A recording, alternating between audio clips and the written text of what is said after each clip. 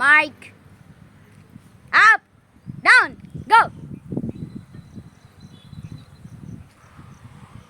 Hi ladies and gentlemans, Kannada ಮಾತಾಡೋಕ್ಕೆ ನಾನು ಅಲ್ಲಿಂದ ಎಲ್ಲಿವರೆಗೂ ಬರಬೇಕಾಗಿತ್ತ?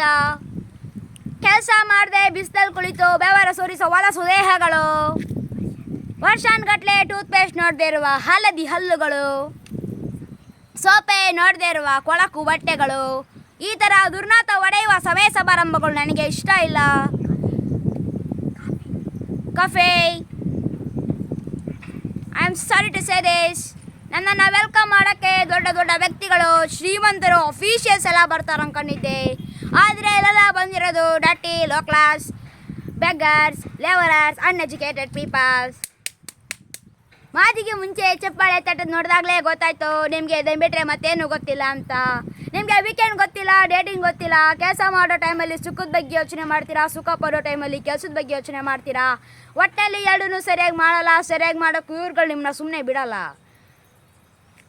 ಇಂಥ ದೊಡ್ಡ ದೊಡ್ಡ ನಾಯಕರು ನಮ್ಮಂಥ ಶ್ರೀಮಂತರನ್ನು ಕರೆಸಿ ಮಾತಾಡಿಸಿ ನಿಮ್ಮನ್ನು ನಂತರ ಶ್ರೀಮಂತರನ್ನಾಗಿ ಮಾಡ್ತೀವಿ ಅಂತ ಆಸೆ ಹುಟ್ಟಿಸಿ ಅವ್ರುಗಳು ಶ್ರೀಮಂತರಾಗ್ತಿರೋ ಹೊತ್ತು ನಿಮ್ಗಳನ್ನು ಮಾಡಿದಾರ my dear third class peoples.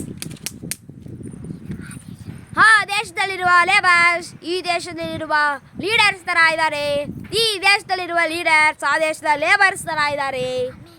America, ಯುರೋಪ್ನಂತಹ ದೊಡ್ಡ ದೊಡ್ಡ ಶ್ರೀಮಂತ ರಾಷ್ಟ್ರಗಳಲ್ಲಿ ಲೇಬರ್ಸ್ ಕೆಲಸ ಮಾಡಬೇಕಾದ್ರೂ ಸಂತೋಷವಾಗಿರ್ತಾರೆ, ಕೆಲಸ ಮಾಡಾದ್ಮೇಲೂ ಸಂತೋಷವಾಗಿರ್ತಾರೆ. ಅದು ಅವರನೇ ಬರಹ.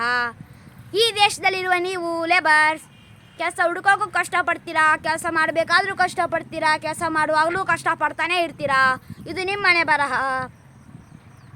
ಫ್ಯೂಚರ್ ಇಲ್ದಿರೋ ದೇಶ, ನೇಚರ್ ಇಲ್ದಿರೋ ನಾಡು, ಟೀಚರ್ ಇಲ್ದಿರೋ ಸ್ಕೂಲು, ಲೀಡರ್ಸ್ ಇಲ್ದಿರೋ ಪಾರ್ಟಿ, ಟಾನಿಕ್ ಇಲ್ದಿರೋ ಫ್ಯಾಮಿಲಿ, ಒಬ್ಬೊಬ್ಬನಿಗೂ ಡಜನ್ ಮಕ್ಕಳು, ಅದರಲ್ಲಿ ಅರ್ಧ ಪುಕ್ಕಲು ಇನ್ನರ್ಧ ತಿಕ್ಲು. ನನಗೆ ಈ ಥರ ಮಾತನಾಡದೆ ಇರೋಕ್ಕೆ ಆಗಲ್ಲ. ಮಾತಾಡಲಿಲ್ಲ ಅಂದರೆ ಇವ್ರುಗಳು ನನ್ನ ಬಿಡಲ್ಲ.